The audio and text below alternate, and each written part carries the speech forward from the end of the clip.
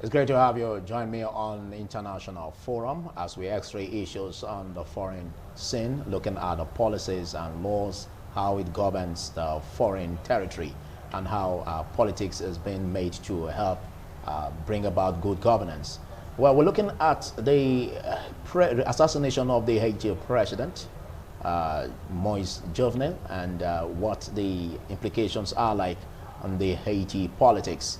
And my name is Philip Omo Gukbo, and discussing this with me, I have a legal practitioner, Timothy Austin. Thanks for joining me, Timothy Austin. It's my pleasure. Thank you so very much. Well, looking at what transpired over last week, Wednesday, in the early hours of Wednesday, the assassination of the Haiti president, Moise, and the issues that came up, looking at 26 mercenaries that were reported that attacked their residents, and why 18 are still in detention, 3 are reported killed, and 5 at large. What do you make of this whole scenario?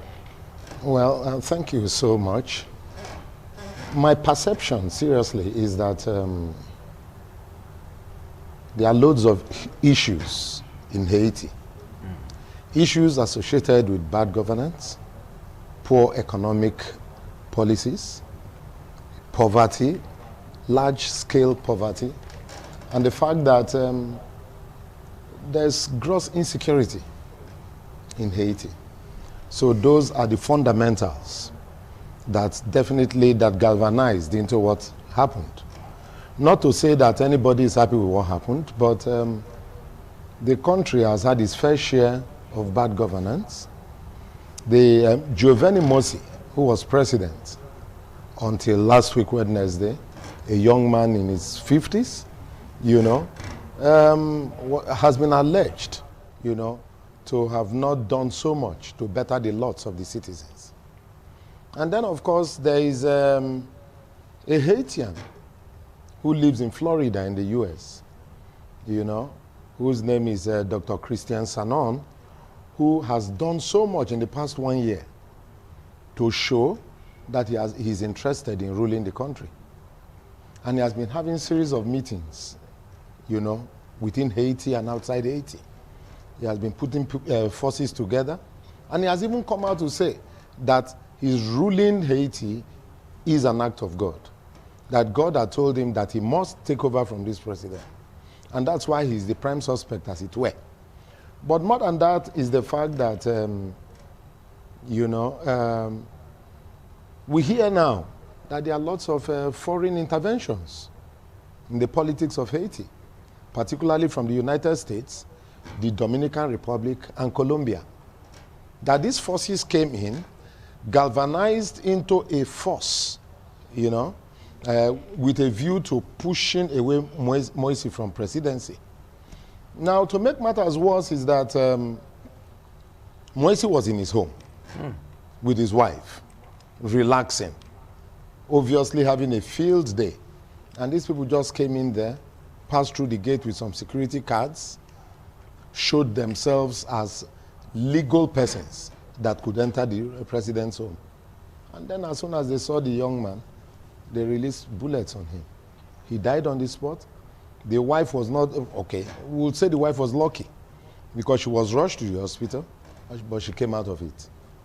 Now, the chief of police in Haiti, Leon Charles, came out to point his fingers directly at Dr. Christian Sanon, saying that the man had been boasting that he is going to take over the administration, without giving any solution. That's a police chief. Without profiling any way forward in the country. And that's where we are. That's where we are now. Okay. Looking at the impoverished Caribbean country and what has transpired, we remember vividly where issues came up and Moise was being accused of corruption charges. Yes, yes. Looking this, what do you make of governance under Moise? Well, as I said earlier, there has not been any form of improvement. Okay.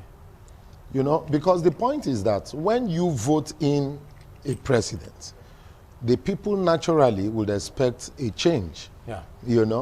But where the change is not forthcoming, or where the change is negatively driven, there are bound to be reactions. Because what made Christian Sanon to come forward to tell those who will care to listen to him that he wants to take over the administration is that there is nothing to write home about in the country. But now, that is not to say that it is right by any means, to topple a democratically elected regime. Perhaps what he would have done was to wait for the next election, to test his popularity with the people. But sending people to assassinate the man is in serious contravention of laws. And now this thing, what has happened in Haiti, now goes to the realm of international law and diplomacy. Because the involvement of so many Americans, out of which 3 of them I understand have been arrested so far, leaves so much to be desired. These people came into another man's country, went straight to the domain of the president, went to his place of abode, and carried out an assassination. And they drove in all kinds of number plates. I mentioned Dominican Republic because some of the vehicles with which they came had Dominican Republic number plates, because they are neighboring countries. Now, I understand that the Haitian government has invited the U.S. security apparatus to come and assist them, one way or the other. But the truth is, I wonder why they would depend on the U.S. That's from my personal perception. Because with what has happened in that country, it will appear as if there's no security network. For you to rely on a country like the U.S., well, for all that it is worth, in my candid opinion, is inviting into your own domain, a country, the leadership of a country or the interference of another country into the politics of your country. So for me, that's an error. Okay, but what are your fears over that? Well, my fears is that there are very likely to be cover-ups here and there. Do not forget that Dr. Christian Sanon, whom I mentioned has been saying he's going to take over, is based in Florida in the U.S. He's a U.S. citizen. He has dual citizenship, the United States citizenship, the Haitian citizenship. Whereas originally he's a Haitian. Now, and those who came with him to carry out, assuming that, the permutations are right, that he's responsible for the killing, you understand? Assuming that is right, it means that, if he had become president of Haiti, what would he have done differently but to submit to the whims and caprices of the United States? So to that extent, I fault it in every material respect. And I just want to say that the implication for Haiti is very, very dangerous. Okay, let's look at the detention of the suspects and the reported killing of other 3 and the 5 at large. Yes. Are you saying that, or do you have the impression that this could also be covered up in the course of the interrogation? Very likely. Thank you so very much. On what basis were those 3 killed? Was there an exchange of gunfire? We were never told. Because, of course, if you're armed and you are, a law enforcement personnel, you are not expected to shoot an unarmed person. Was there an exchange of gunfire, or they just saw them somewhere? Because, of course, we understood that the police and the security apparatus in that country, in Haiti, acted on a tip-off to kill those whom they killed. Now, the worry here is that, why the killing? If there is no cover-up, if you are not acting out a script, why do you have to kill? And nobody until now has said anything about the presence or the whereabouts of that Christian Sanon. Nobody has said anything about his whereabouts, which means that he could still be responsible for why some persons have been killed as an act of cover-up. Okay. Let's look at the interim government being set up. Yes. Or what do you see as lapses that may come up as a result of this inclusion? Well, let's just reason that all those who are parts of the interim government cannot all be of one mind. Cannot all be of one mind. They cannot all be of one mind because there must be some who would want to improve the lot of the country. There are some who may be acting to cover up on behalf of their paymasters. There may also be some who would just want to play benevolent neutrality. so that they will not be seen as saying this or saying that. But by and by, the point I want to emphasize here is that once there is a situation like this, and I want to believe that Haiti has a binding constitution, you play by the constitution. Is there a vice president? Why do you need an interim government if there is a vice president? Are there no constitutional provisions created for someone lawfully to take over in the event of the death of a president? So those are the areas. And suddenly, we are now hearing about an interim administration. Again, this may be an act of cover-up or something that is, designed to cover up the truth of the matter. Because I know that Haiti has a vice presidential candidate. Or a vice president, for that matter, yes. But we're never told that he has not made a comment. Is it because he was silenced and prevented from making any comments? Nobody has said anything about him taking over the administration. Nobody has even said anything about the legislative arm in that country. And suddenly, okay, but reports have it that even the Senate, the one in charge of Senate, yes. Lambert Joseph, Joseph, will be the prime minister. And looking at the development as they come, there could be issues of because presently reports also have it that there are two men gunning for that position. You see, so we're already having a rivalry in the whole. That's the point. That's what is very, very scary about what's happening in Haiti today. Now, I mentioned the constitution of the country. And I know that Haiti may be one of the poorest nations in the world, but it is still a democratic country. And now, if that is anything to go by, the president of their Senate is gunning for the office. There is yet another man, interim. Do not forget, because we understand that there are some forces working behind the scene, to bring in someone that is preferred. But constitutionally speaking, whether the president of the Senate in that country is constitutionally empowered to take over in the event of the death of a president is not yet clear, because we do not have their constitution to study.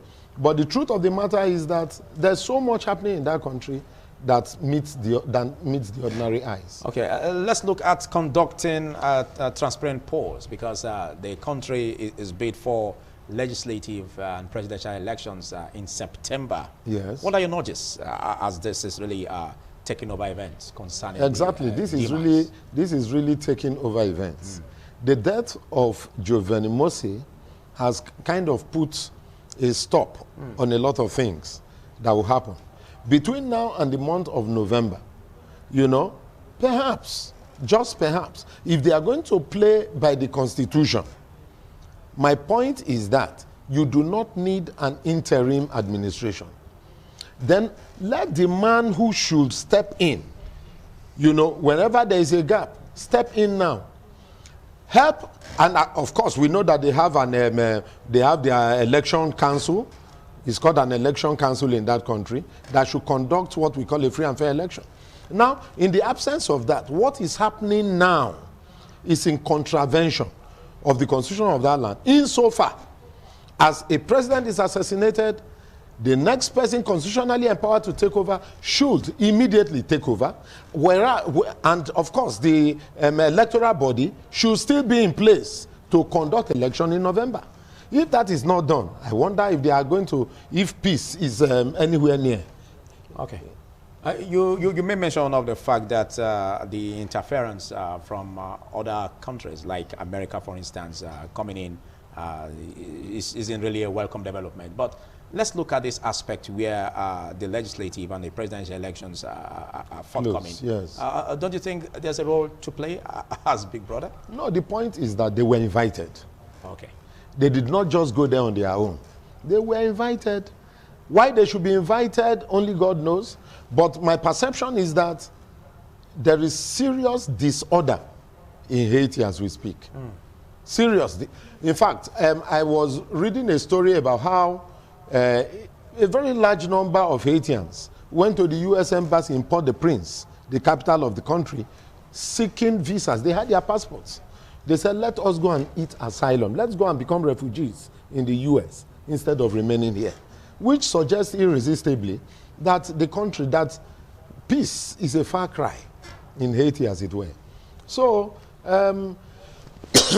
if we now talk about the invitation of the U.S., side by side with the coming election in November, in September. In September, as a matter of fact, it will suggest that, you know, except, of course, we never can tell. Big brother, you call US the big brother. Well, they were invited, and that gives them the leverage to go there. So whatever turns out, of course, they will put their man there. Trust America. Okay. There's always been this. There's always been this desire to have transparent polls, like what we are also expecting in Nigeria. In Nigeria, yeah. The Electoral Act Amendment Bill 2021 and all that, yes. And all that. And same also goes for Haiti. Now, what do you see as putting in right perspective to bring up a transparent poll electoral process in Haiti? It's just like what we have said earlier. They have an electoral house that is in charge of elections in that country, particularly at the presidential level, and in fact the little provinces that come together to make up Haiti. You're talking about the electoral umpire? Yes, the electoral umpires. Okay. You understand? So if they are given the free hand to operate, not being manipulated or influenced by any means, then one can say that can be looking forward to something positive. But in the absence of that, one really wonders how long are the U.S. security operatives going to remain in Haiti? To what extent are they going to influence, activities in that country while they are there? Because America for itself has been known to be a country that normally interferes with the political situations in countries. And so people call them the world police. So now you have invited them to your country. So it is obvious that you must dance to their whims and caprices. Whatever the U.S. wants is what the people will do. Otherwise, why invite them? Because Haiti is a sovereign state. It's a sovereign state, an independent nation. So why, well, if they sell their birthright, it's up to them. But as far as I'm concerned, there is no way the U.S. will heed the invitation, without wanting to make the people dance to their tune. Okay. There have been issues about corruption charges against the late president.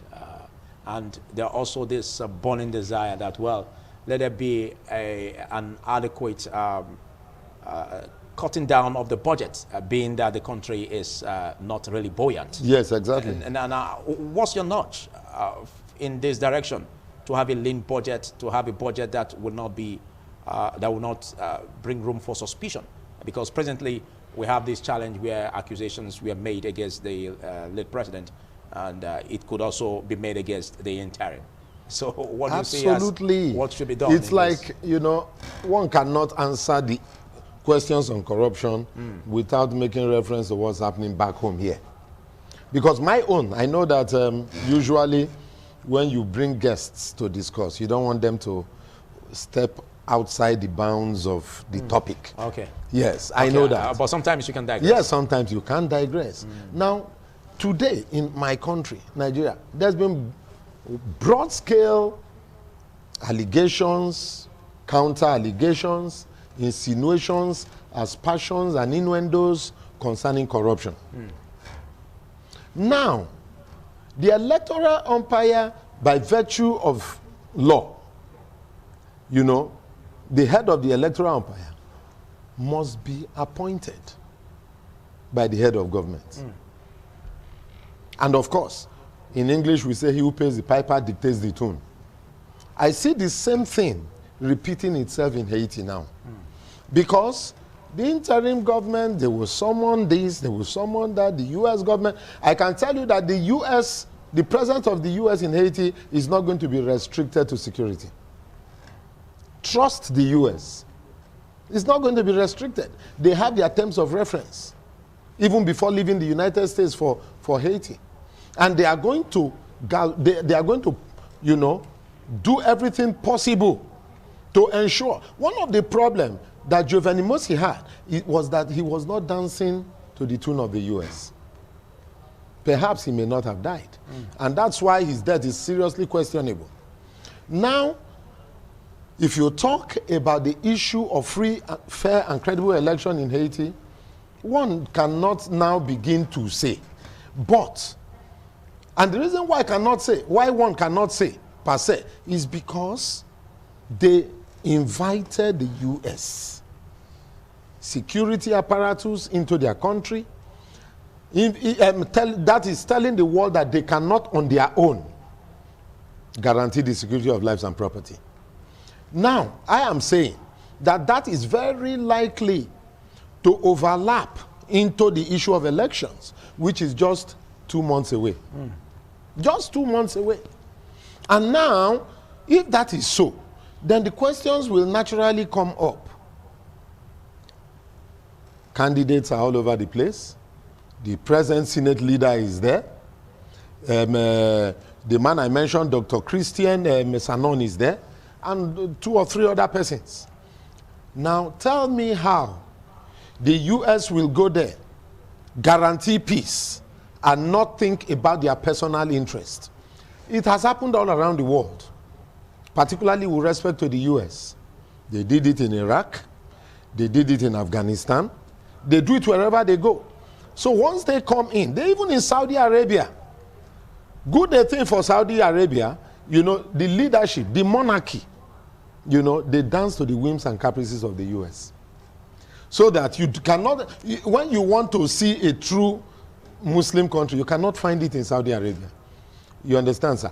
So I am saying by this that as far as election, free, fair, credible in Haiti is concerned, come September 2021, there is no guarantee. There is no guarantee. You can take that to the bank, because the U.S. will make sure whoever becomes the president of that country must be someone of their liking. Okay, what's your opinion about the perspective of the people, the Haitians, and how they are really working towards ensuring that the interim government follows through in terms of what is expected in bringing about a very democratically elected government? Do you see the Haitians as positioned in that perspective to bring about this vibe? Unfortunately, from my perception, the Haitians themselves, you know, they have a problem of their own.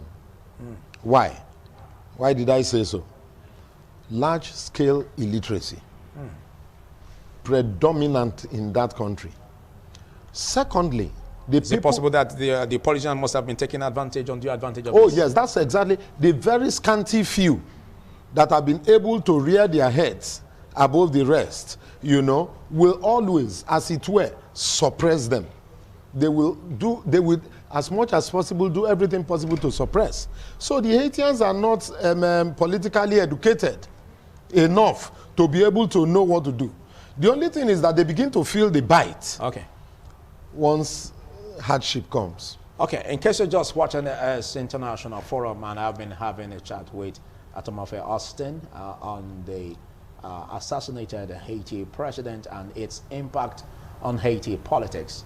My name is Philip Omo Gupon. We'll be taking a short break, and after which we will extend on the frontiers of this discussion. Stay tuned.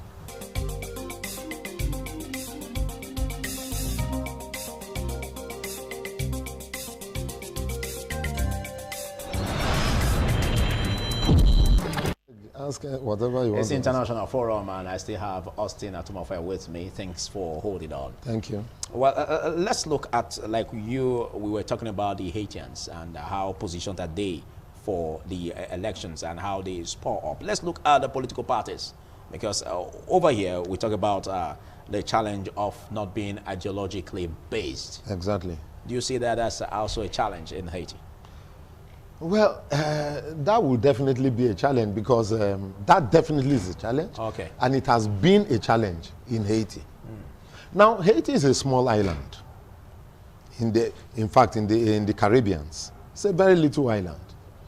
However little it is, you know, they have political parties. Unfortunately, I I'm not privy to the names of those political parties, but I know that the basis for forming a political party is that that party must be ideologically based. You must have things you are offering the people. And you will agree with me that there is no party existing in Haiti, as in this country, as in other countries of the world, without seemingly good promises for the people. Seemingly. And I say that without reservation because I do know that, for example, if you were to be talking about some other countries, or like the UK, you talk about the Labour Party, you talk about the Conservatives, any of them could have come to power, promising to do the best. The difference is that in countries like the United Kingdom, they will do the best in line with their party ideology. But in developed, impoverished country like Haiti, when you make those promises, and that is very much like what I've seen here in my country, Nigeria, when you make those promises, the moment you get in there, you seem to forget all those promises. And all you seem to think about is how to help yourself and your cronies. It's unfortunate. Or is it that there's something unique about the office where at the point where you make such promises before you get in, by the time you get in there, the promises seem to develop wings and fly? Well, Don't you think there could be something very unique that about the office? That could be making them not being able to really perform? And what are your measures that can be deployed in order to bring in checks and balances in all of this to make it unattractive, less attractive? Okay. Now, if you are the president of Haiti, first and foremost, like every other president in the world, you enjoy diplomatic immunity. You enjoy local immunity within your country. As president, you know, under international law, both you and members of your immediate family enjoy diplomatic coverage. That's an advantage. Now, and as president of that little island, you are also entitled to a very huge remuneration. You have your allowances and all that. You have your protection from both the military and the police. And I think that makes it kind of very, very attractive. And being a small island, it becomes more attractive when you know that those you are supposed to be leading are not very, very politically conscious. They are not politically aware. So it is oppressive, so that position is attractive. Now, to make it less attractive, following your question, is, of course, to remove so much of these things. The immunity from prosecution should be removed. Should be removed altogether. Because it does not matter whether you are president. In the US, for example, that we call the strongest democracy in the world. If you are president, the world police, if you are president, while serving, you enjoy a measure of protection, but it does not include being charged to court. The FBI, the CIA, if they have anything clearly against you, they will take you to court.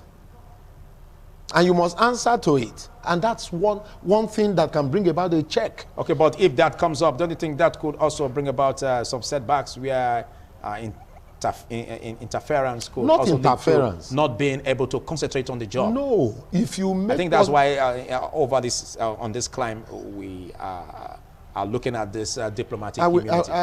I'm sorry, I beg to differ. Okay. Because the point here is that if you are making policy decisions that will benefit the people, you have no problem. You have no problem. If you have any evidence to show that a president is corrupt or that he has enriched A or B, why don't you cause an investigation to be carried out? Because you did not vote for him to falsely enrich himself and his cronies. Then you deal with the matter, fair and square. Now, even if it means the country may be on a standstill. Oh, yes, no problems. You see, that's why people are saying that there's a lot of lacuna in our constitution today. The immunity clause is so powerful, and that's why a president can do and undo. In this climb, We seem to have stronger men over institutions. Exactly. That's the point. You see, so if you want to reduce the attractive nature of the office, then you must deal with some of these things. For example, there must be independence of the judiciary. Here, judges are appointed by the governors and by the president at both levels. They are appointed. And again, he who pays the piper dictates the tune. You cannot appoint me a judge and give me a phone call to say, do this or do that. And I must do it.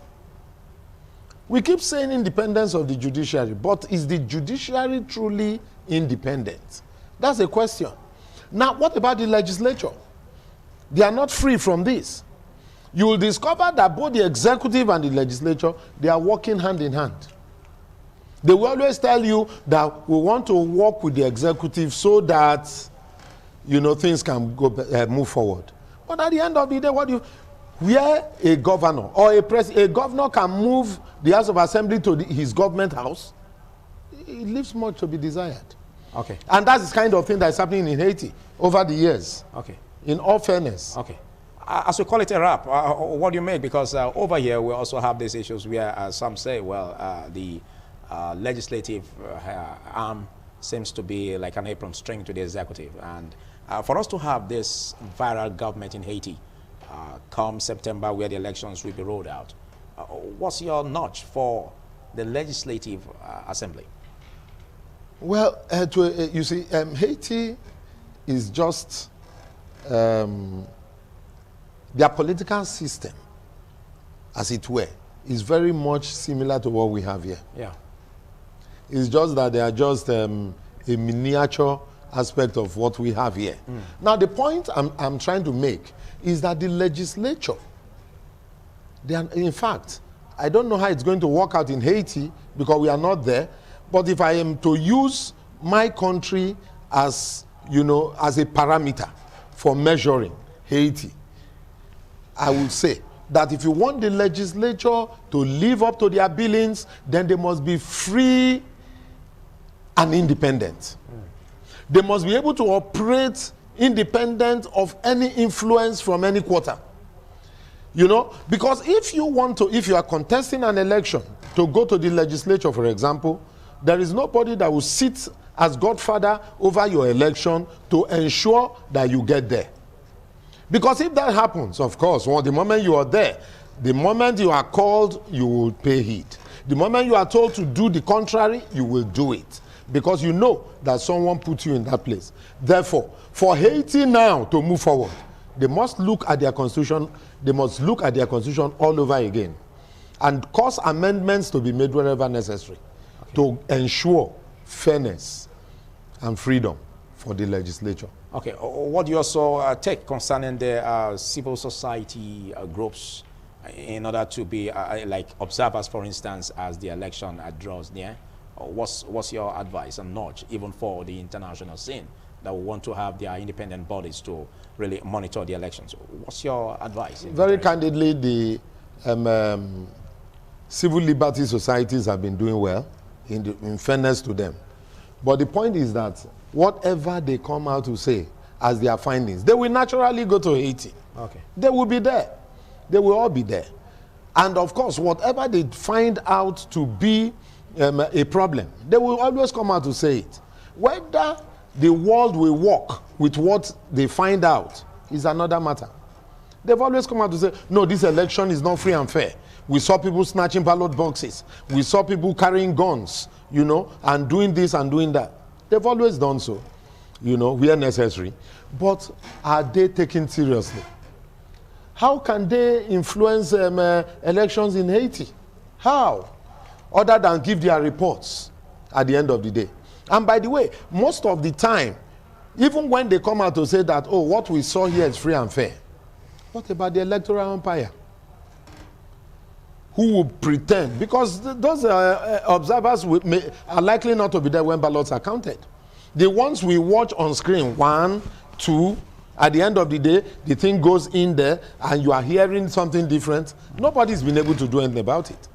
So my take is that As far as the Haitian election forthcoming is concerned, you know, well, the international observers and all the civil liberty groups must still be there. Okay. But the Haitians must be very sincere with themselves. Okay. Over what happened there as tragic incident on the death of the Haiti president, what do you see as lessons learned by other countries also who Exactly. could also be having these lapses in terms of security network, and how it can be beefed up not to have this ugly incident anymore? But like even in the case of the interim government in Haiti, what's your nudge, and how can you also use this as a lesson for other countries like Nigeria?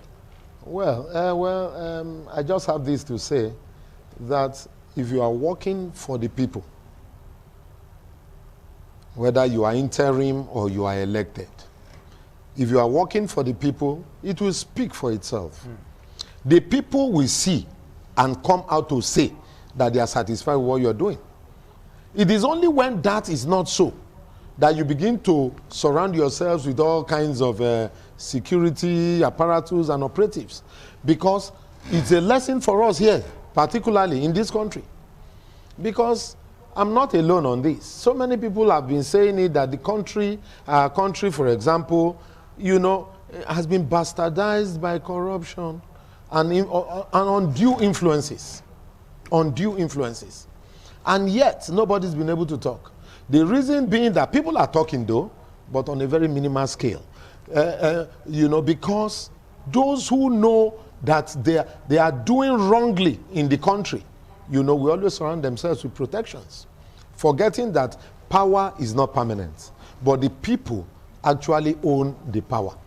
So we'll just continue to say that the lesson to learn from this is that as far as Haiti is concerned, whoever is going to emerge at the end of the day as president come September 2021 must sit up and know that, you know, this is not the time to take the people for granted anymore. Thank you so much for taking our time to be part of this discussion, Austin Temofe. And that's why we call it a wrap on this edition of International Forum. We'll do this on the next one. On behalf of the entire production team that made this edition a success, my name is Philip Amo Gupon. Goodbye.